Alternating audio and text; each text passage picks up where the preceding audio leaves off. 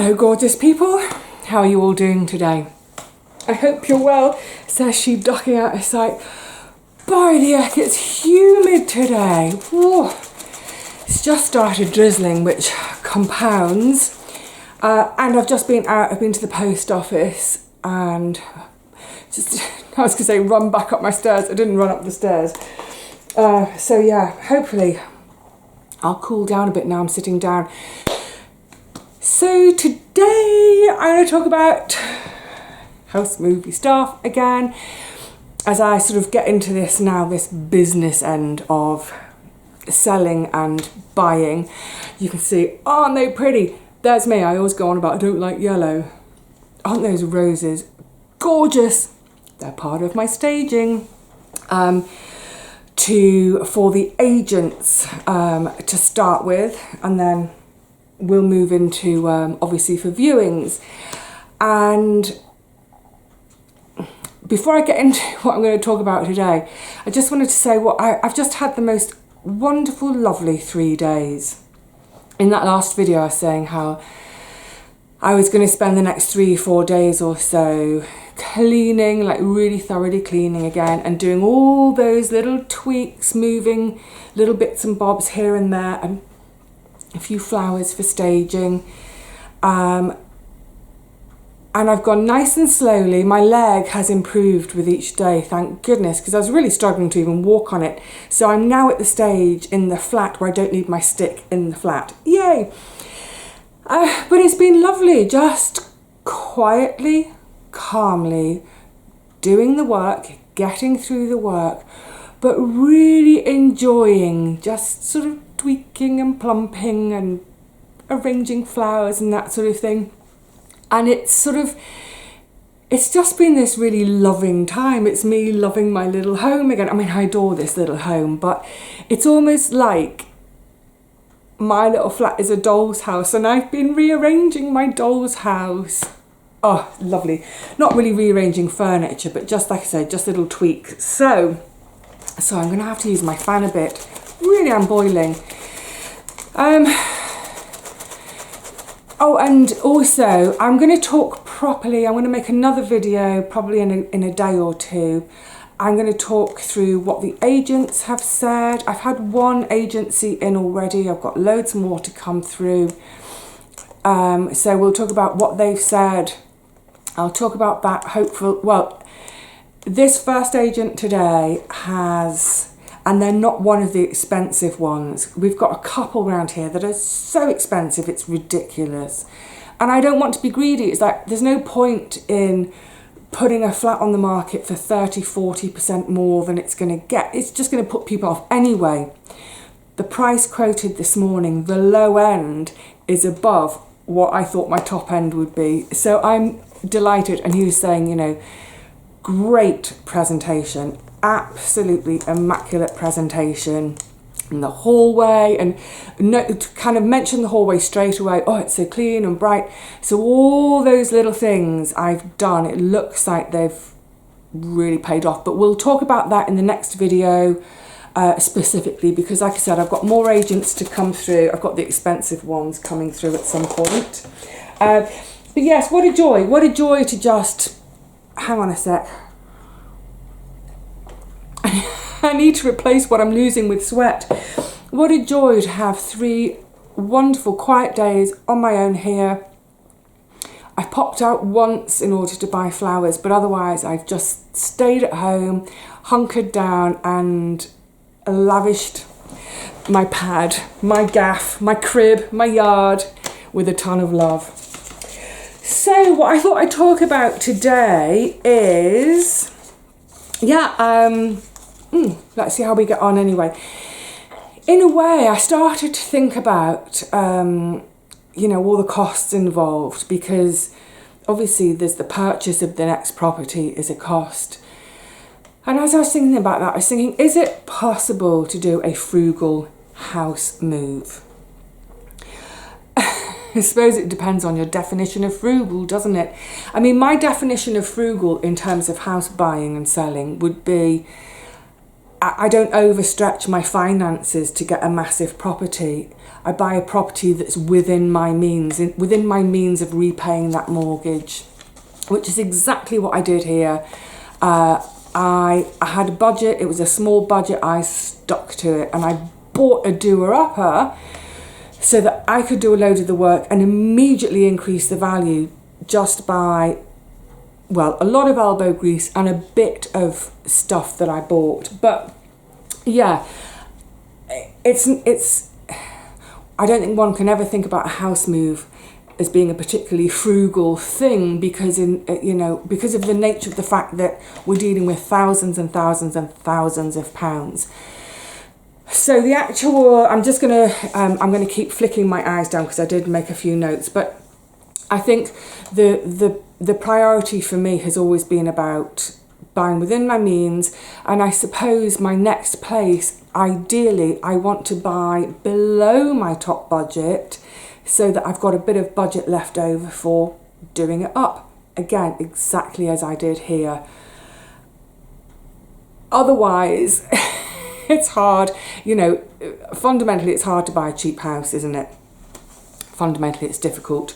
But the other stuff around it, that's what I thought I could talk about a bit today. So for example, and I think Shoestring Jane was saying this for their move as well, that they'd anticipated not the actual buying of the house, but all the extraneous costs. They'd estimated one figure and actually was about 20% more than that. So the extraneous costs alone could end up being about £20,000. So, agencies charge a fee, that's how they make their money. So they sell my property for X amount of money and they will make 1.5%, for example, of that sale price I give to them. That's their commission for selling my property. So of course, that's one area where you could save a bit of money, is to not use an agency. I know I'm not going to give anyone a free advert, hang on. There are agencies which advertise themselves as having no fees. There's one, and it's to do with the colour of a brick. A friend of mine did try using them, had an absolute nightmare, said never again. But also there are people, sounds crazy to me, there are people who sell their property via eBay. They sell it online, which seems absolutely mad to me. Listen, go that route if you want to. The thing about having an agent is they're going to do the showings, they're going to organise it all, they're going to do all the phone calls and that. I'm very risk averse. I would rather pay someone to deal with all of that for me, get those professional photographs, be on those professional websites, all these websites that we trawl desperately looking for our perfect next home. So I am going to use an agent. So that is going to cost me, but you can do it for a lot less if you don't use one. What about, this is a big cost as well, a solicitor to deal with all that paperwork. Again, and by the way, I'm not asking for advice. I know what I'm doing, I know what I want to do, but I am going to be using a solicitor because, again, it's just because I'm very risk averse, but also because I will be my next property will almost certainly be a leasehold property again, like this flat. So what it means is I own the bricks and mortar of the flat. It is mine to sell. I just don't own the land all the way down there that everything sits on. So I rent the land each year. So where I go will be similar, another leasehold property. The thing about leasehold properties, it's a whole nother document, and it needs really careful, close scrutiny. There are some really weird and wacky little clauses in some leases go back hundreds of years, and they get tweaked every now and again to, you know, bring them up to modern standards. But yeah, that's one of the reasons for me to have a solicitor. I want a solicitor to go through a lease with a fine-tooth comb, etc., etc.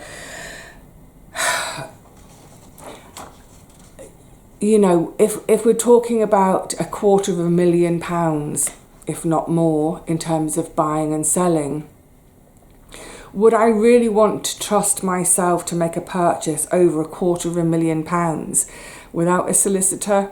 No, I don't want to do that. I'm going to use a solicitor, so, oh, another cost. Removals firms. Now, again, this is one of those where you could really make quite a saving. But again, I think this is another one that Shoestring Jane mentioned. They did their own move and she said, never again, never again. Look, for me here, there's absolutely no other option than to hire a removals firm. I cannot do those stairs. I cannot carry a sofa down those stairs. I can barely carry myself. And you might think, oh, well, but what about asking friends? Get a load of friends together to do it, and then afterwards buy them a pizza and a few beers. The fact is, all of my friends are getting older and getting more and more creaky over time. You know, some of my friends are approaching 70. So, no. I am not, it's way, way, way too big of an ask for friends. You know, once upon a time when we were all students and moving from one rental to the next, it's really different then, isn't it? Because the chances are you're moving with maybe 4 or 5 suitcases and 10 boxes, and that's pretty much it. I did one of my moves as a student with a shopping trolley. I didn't nick it, I took it back, but I borrowed for slightly over 24 hours. I borrowed a shopping trolley. 2 actually. But yeah, you know, when you're in your 20s and you're just starting out in life and you've only got one knife and fork and you've only got one pillow and one duvet, yeah, hire a little van, get a couple of mates in, just chuck it all. I mean, you'll have it all in the back of the van in 5 minutes. But by the time we're into our 30s and our 40s, you know, we've grown up a bit. We actually have a life and we accumulate, you know, we have pots and pans and we have plates and we have bits of furniture. So, yeah, I know that Jane and, I've forgotten her husband's name. Jane, I'm so sorry. Mike, isn't it Mike? Jane and Mike. I believe that they did it themselves and she said never again. So I am going to hire a removals firm and that's going to cost. That's going to be another cost. So, you know, for the last few years, it'll be once I've moved, I will not have to save quite so hard. I'll always have savings, but I won't have to save literally every penny over and above what I need for my bills and my food. It gets really boring after a while. Thank goodness though, I am so disciplined. I do it with ease because I'm disciplined, but I have saved penny after penny after penny after penny for just these things. So the agency fee, the solicitor's fee, the removals firm, I will have to pay for my next home. I'll be paying a conveyancing firm to do a survey. I'm not going to buy a property without having a survey done. I want to know if there are problems. I have to pay to get my energy certificate done for this place. So there are lots of costs and it's probably going to add up to all those costs, best part of £20,000. It's a lot of money. So that's what I'm saying. There are frugal options. There are definitely frugal options where you could save on some of those. However, a lot of the things, the solicitor, the conveyancing, a lot of that is to do with your safety, making sure you're doing the right thing. But hey, if you like to fly by the seat of your pants and you don't mind a bit of risk, just buy it and move in. Oh, that's terrifying to me. What's that? Oh yeah, so I can't read my own writing. So there were a couple of main things I was thinking about in terms of there are so many parts of this whole house buying and selling that really a lot of it goes out of our hands, doesn't it, in terms of, you know, removals firms. They're probably all going to charge much of a muchness. I don't think there's going to be much haggling to be done there to reduce the price. So many of these things are going to be kind of fixed fees. So what can I do to maybe reduce some of my costs or to get a better deal for myself? So just going back to what I was saying right at the beginning, I think the really important thing for me has always been and will continue to be that I buy within my means. So if I was having a mortgage, or when I bought this place, I did it with a mortgage, I paid a hefty deposit to make my mortgage as small as possible. Now, with that hefty deposit, I paid a 40% deposit. I could have said, oh, Vivi, just pay 30% and use the other 10%. Go and have the holiday of a lifetime. Woo! Tempting. But for me, it's always that thing of, it's sort your debt out, sort your responsibilities out first before you do all the flibbity-gibbet stuff like travel. And look, if you like travel, do it the other way around. But yeah, because I did such a massive deposit, it meant that I could get a really competitive mortgage rate because the bank sees me as a really safe bet. They're thinking, well, if she defaults within a year or so, wow, we've got that 40% deposit of hers in our back pocket. Great. So it made me a really safe bet for the mortgage lender. So I got a really, really good rate. I don't know how mortgage rates are now, but I think it's that difference of if you've only got a 5% deposit, then it might be that you're going to pay, I'm going to make these figures up because I don't know mortgage rates, but if you've only got a 5% deposit, it might be that you pay a 5% interest mortgage rate. Whereas if you've got a 40% is deposit, you might only pay 1.5% on your interest. It can make a huge difference. So that's what I opted for. I opted to invest my money in this rather than a holiday and a new wardrobe and all that exciting stuff. Invest in that lump to put in here that brings my mortgage, it brings my mortgage down anyway because I'm paying less mortgage back, but it brings it down even further because I'm paying a much smaller rate of interest. And the whole thing was within my means. I knew what I would be happy to pay each month towards a mortgage contribution. I also looked forward a little ways to think, okay, what if interest rates double while I'm here? Would I still be able to afford it? Actually, yeah, I would. What if they treble? If the mortgage rates had trebled, I would have still been able to afford it.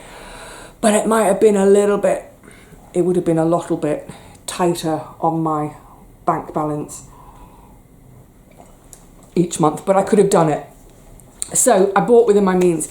Now, in terms of selling and this end of things, the one thing, and this is what I've been talking about and demonstrating, I suppose, for the last 6 months, is I've done everything possible to make this flat as, I was going to say perfect. Nothing's ever perfect, is it? But as near perfect as possible.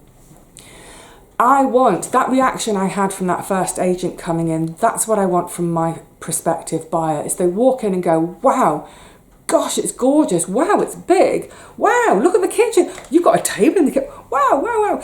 So I think what we'll do tomorrow when I do the numbers and all that stuff with you, after I've had all my agents in, I'll give you a quick little look around how it looks today, staged, and it'll be like this for the next couple of days.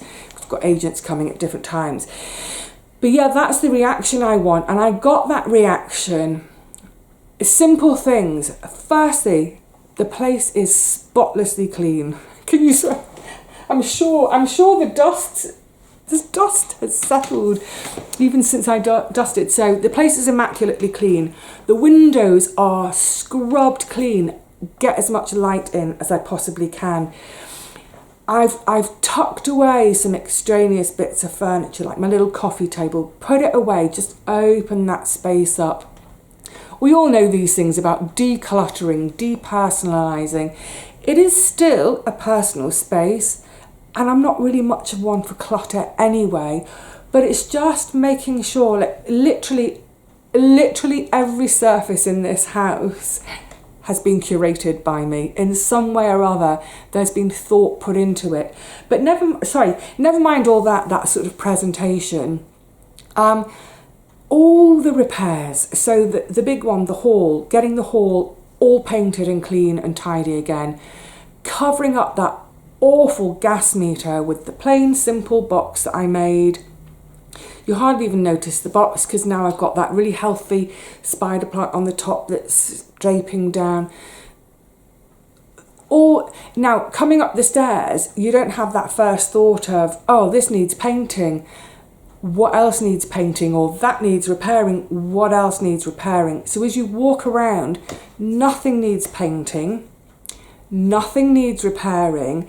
So the idea is building, hopefully all the time. Oh, I could just literally move in. I can literally move in tomorrow. Might mop the floors and wipe the cupboards. But I could literally move in tomorrow and yeah, I could put my chair over there. I could put my... Oh, I actually asked the agent that has been already.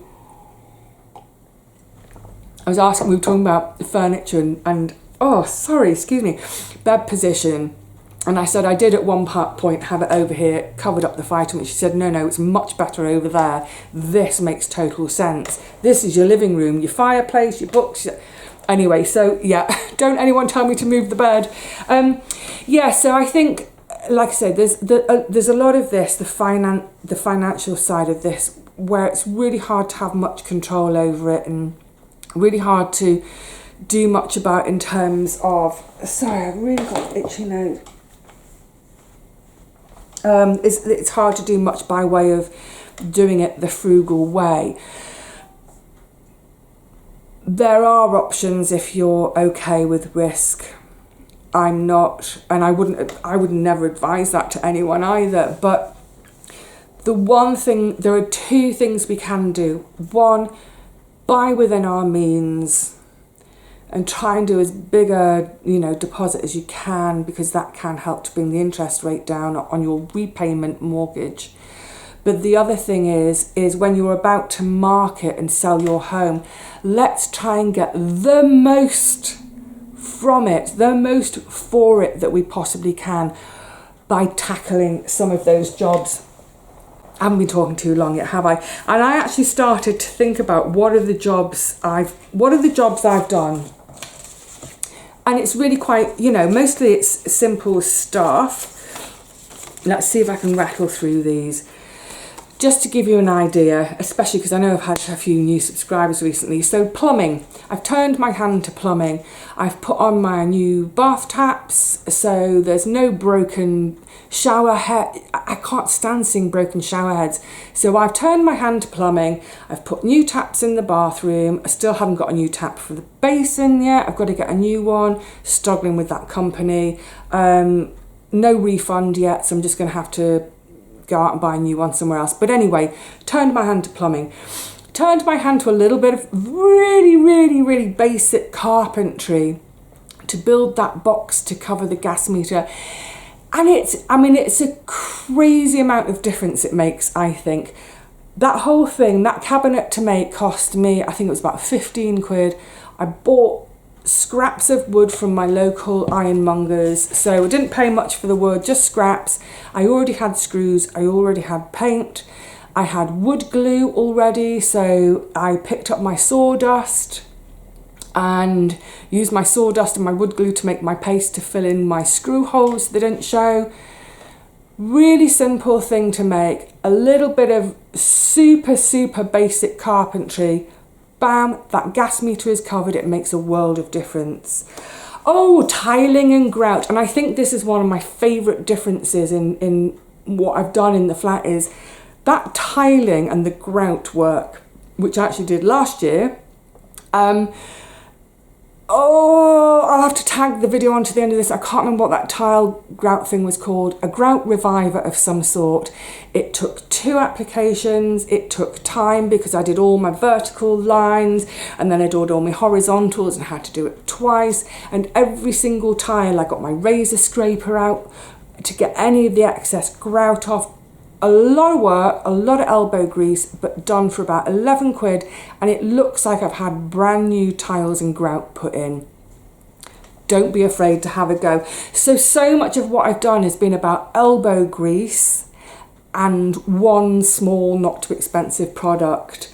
So yeah, the tile and grout, I've done little bits of painting and plaster repairs here and there. The glass frosting of the bathroom window, again, a dead easy job.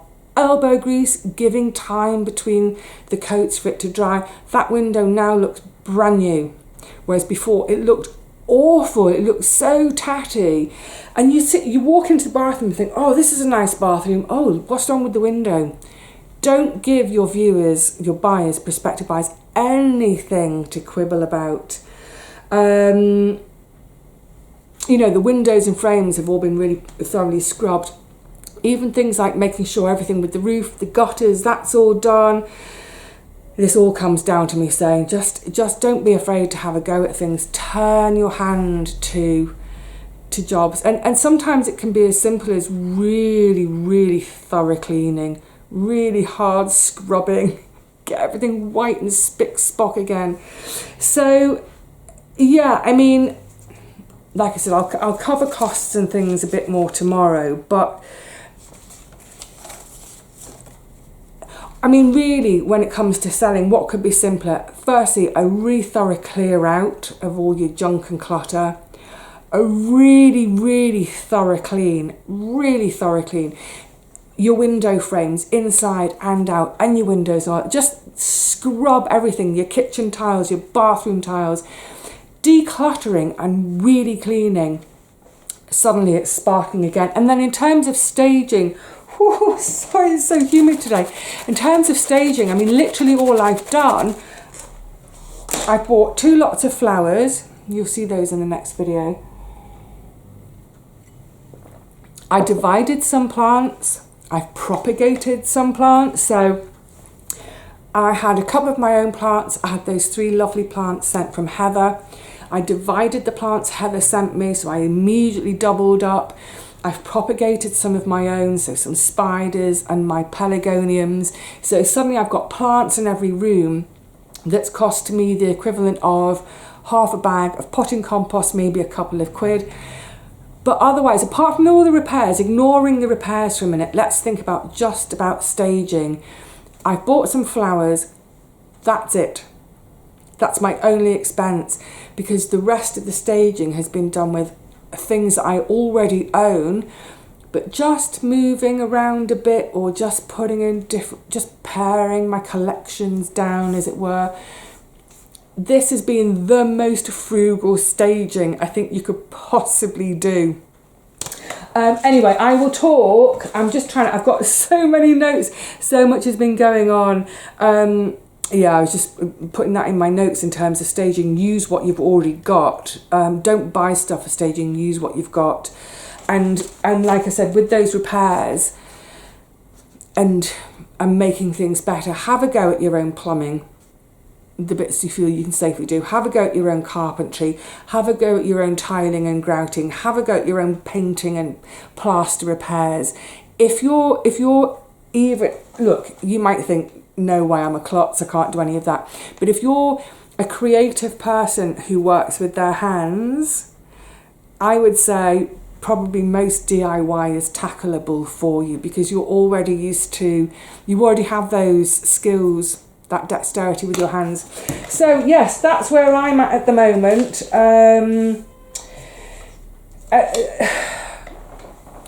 There aren't any costs I can cut out now at this stage. I need the help of other people and those other services to get me out of here and into my next place. That's okay. That's what I save for. In my next home, I certainly hope I'll be buying not a wreck. I don't want to tackle a massive full-on doer-upper, not like this place. I don't want to be putting new windows in. This place no heating, no floor, no kitchen, no bath, had nothing. I don't want that. I want one that's more like it's just decor. But certainly I've got some ideas for when I get to my next place for helping me to minimise the cost of doing it up. And you can bet your bottom dollar I'm going to share all that with you. Do my place up without spending too much money. There may be some expenses, there may be some big expenses, but where I can, I'm going to minimise it. Well, you all know that by now, don't you? So I am going to, I think, shut up there. There's like so many bits of... yeah, it's been a bit of a bonkers few days.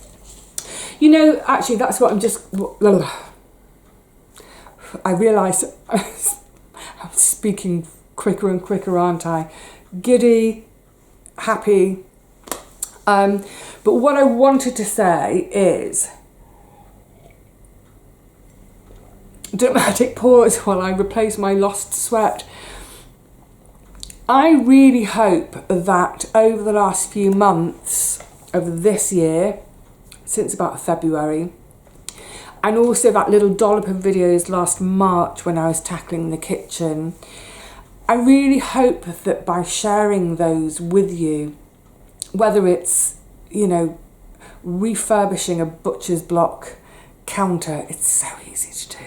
And I think everything I've done is really easy. It just takes time and effort.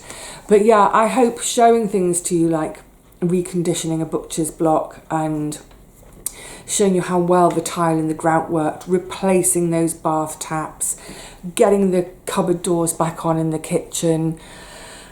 What else? Building that little box to cover the gas meter, all those things. I hope by showing those to you and sharing them with you, I hope it's encouraged you to have a go yourself. You know, if you're getting ready to sell, or perhaps you've just moved into a new place and you want some ideas for, you know, refurbing your new place, is to show you how easy quite a lot of things are to do yourself. So yeah, why not have a go? Now look, electricity, leave your electricity bits alone if you're not skilled. Plumbing, well, obviously when it comes to gas and your boiler and all that, do not touch. You're not qualified, do not touch it. But when it comes to things like replacing taps, that's a really simple one you can do yourself. You do not need a plumber for that. If you're going to relocate them, if you need to lay more pipe, then you might think, yeah, you know what? I am going to get a plumber in for this because it's a bit more specialist. There might be some welding to do and attaching and all that, because the last thing you want is a slow leak under your floorboards or in your ceiling. But yeah, replacing the taps yourself, dead easy. Give it a go. So yeah, I really hope I've encouraged some of you to take the bull by the horns and get on with either your long overdue list of little niggly jobs that have been bugging you for ages, years even. Get on and have a go.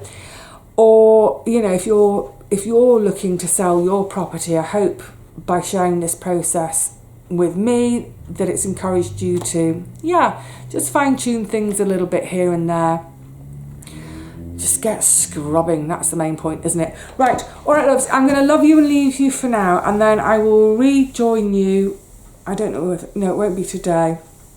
And probably in a couple of days' time, when I've had all the agencies through, I'll then know what my final market price is going to be. I can work out... I've already done the inflation workout maths. So I can work out if I have actually increased the value, and also what I spent to get to where I am now. Yay! It's happening. It's happening. I'm going to need a really long lie down after all this, aren't I? Can I lie down for a week, please? I'd really like that at the moment. All right, lovelies, rambling. I will speak to you all really soon. In the meantime, take care. Lots of love. Cheerio.